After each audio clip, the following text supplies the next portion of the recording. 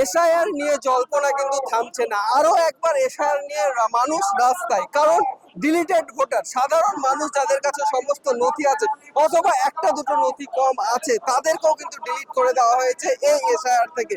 এবং সেই জন্য আমরা দেখলাম যে মালদা বিস্তীর্ণ অঞ্চল জ্বলে উঠলো এবং সেই রেস টেনে কিন্তু আজকে কলকাতার রাজপথে তারা কিন্তু আজকে এই আন্দোলন, এসআইআর কেন ডিলিটেড হলো মানুষ এবং মানুষের বৈধ ভোটার কেন দেওয়া হবে না এবং ভোটের পরে কোনো গল্প শোনা হবে না বলে কিন্তু তারা জানাচ্ছে, যা হবে ভোটের আগেই যত তাড়াতাড়ি সম্ভব মানুষের বৈধ নাগরিকদের ভোটার অধিকার ফিরিয়ে দেওয়ার দাবি কিন্তু তারা করছে। তারা কি বলছে শোনাবো আপনাদের। রাজনৈতিক দল যারা রয়েছে, যারা নির্বাচনী প্রচারে নেমেছে, তারা সম্পূর্ণ মানুষের সঙ্গে পরিচালনা করছে এবং যেটাকে আমরা বলি দ্বিচারিত্র, মানে নিজেদের অবস্থানে তারা তার বিপরীত অবস্থানে দাঁড়িয়ে আছে।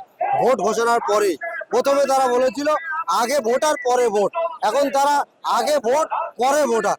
আমরা যে সাধারণ মানুষ যে আন্ডার এডুকেশনের সমস্যায় ভুগছি, তাদের কোনো মাথা ব্যথা নেই, তারা নিজেদের প্রচারে ব্যস্ত। প্রত্যেকটা এলাকায় আমরা দেখছি রাজনৈতিক দল নির্দিষ্টভাবে তাদের রাজনৈতিক এজেন্ডা নিয়ে চলছে।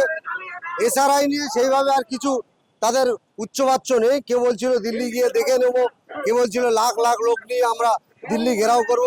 তাদের তো মুখে এই টু শব্দটুকু এখনো নেই। এটা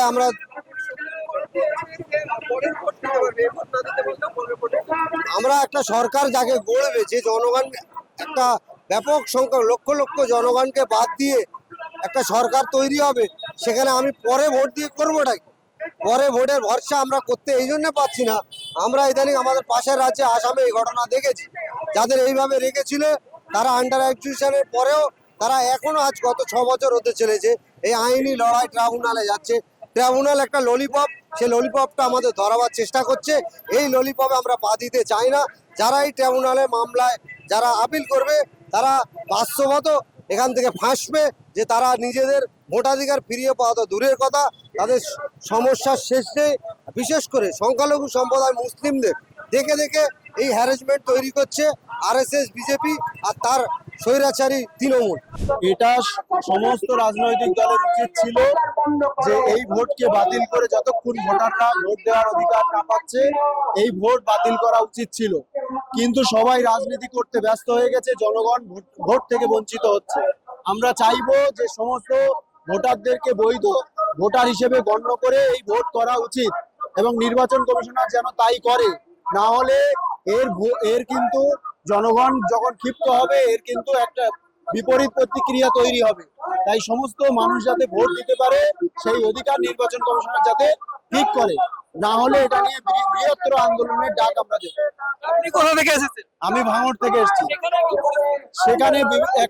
সেখানে একটা বুথে কোলেরহাট 1-এ একটা বুথে 86 নম্বর বুথে 141 জনের নাম বাদ গেছে। আমার পাশে রাজারহাটে সেখানে একটা বুথে 470 জনের নাম বাদ গেছে। একটা মাছিভাঙা রাজারহাট পাটে একটা বুথে 90 জনের নাম বাদ গেছে, 190 জনের নাম বাদ গেছে। এই যে চক্রান্ত চলছে, তারা আমাদের এলাকারই বাসিন্দা, তাদের ভোটার যদি এভাবে বাদ যায়, এটা ভয়ঙ্কর। নির্বাচন কমিশনের আগুন নিয়ে খেলা, সমস্ত ডকুমেন্টস আছে, তারা এখানকার বাসিন্দা এবং আজকের বাসিন্দা নয়, বহুকাল ধরে তারা বাসিন্দা এবং নির্বাচন কমিশনের আগুন নিয়ে খেলার চেষ্টা করছে, আগুন নিয়ে খেলছে। এইটা ঠিক নয়। যারা ভোটার তাদেরকে আগে ভোটার তারপরে ভোট। নির্বাচন কমিশনার নির্দিষ্টভাবে এই ভোটারদেরকে বৈধ ভোটার হিসেবে ঘোষণা করতে হবে, এরা যাতে ভোট দিতে পারে তার ব্যবস্থা করতে হবে। এখনো পর্যন্ত অনেক জায়গায় ট্রাইব্যুনালের কোনো প্রস্তুতি নেই। বহু মানুষ জানেন না কোথায় ট্রাইব্যুনাল, কারা করছেন। ফলে এটা একটা চরম ফার্স হচ্ছে বলে আমরা মনে করছি। মালদার একজন কংগ্রেস প্রার্থী, তিনি ডিলিটেড হয়ে গেছিলেন, ট্রাইব্যুনালে তার নাম এসেছেন এবং তিনি এখন যোগ্য ভোটার। হ্যাঁ, এটা খুব আনন্দের খবর এবং তাতে প্রমাণিত হলো যে এসআইআর এর কাজটা ঠিকঠাক করে করেনি এর আগের পর্যায়গুলো। কিন্তু প্রার্থীর নাম ঢোকাটা কিন্তু মানুষের কাছে কোনো বার্তা দিচ্ছে না। তার যা ক্ষমতা, তার যে যোগাযোগ, সে তো সাধারণ মানুষের নেই। ফলে তাদের অসহায়তাটা থেকেই গেল। আধার কার্ড ওখানে অ্যাপ্লিকেবল হয়েছে। হ্যাঁ, সে তো প্রথমে শোনা গিয়েছিল যে আধার কার্ড অ্যাপ্লিকেবল নয়।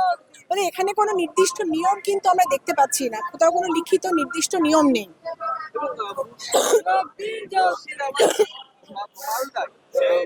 মালদায় যে আন্দোলন, সাধারণ মানুষের আন্দোলন, সেটাকে একবারে সন্ত্রাস আন্দোলন বলে মুখ্যমন্ত্রী মমতা বন্দ্যোপাধ্যায় থেকে শুরু করে বিজেপি দল, তারাও কিন্তু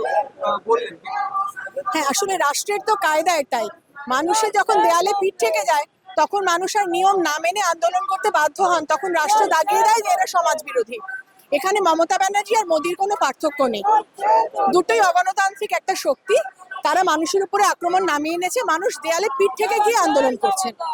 যেই জায়গাটাতে ভাষণটা আমরা ভাইরাল হয়েছে এবং যেই জায়গাটাতে মধুমাবাড়ি, সেখানে যে ইনসিডেন্টটা ঘটেছে জুডিশিয়ারিতে ঘেরাও করছে, পুরোটা 20 কিলোমিটার ডিস্টেন্স আছে হ্যাঁ। এবং সেই জায়গা থেকে কিন্তু সেই অভিযোগে এই আইনজীবীকে গ্রেপ্তার করা ওটা ওটা অজুহাত, ওই অজুহাতে যেহেতু একজন মানুষ, দেখুন যে কোনো সাধারণ মানুষ যখন আন্দোলন করেন তার পাশে তো কিছু প্রফেশনাল লোক যারা উকিল, গণতান্ত্রিক মনস্ক উকিল, তিনি তো আন্দোলনের শক্তি।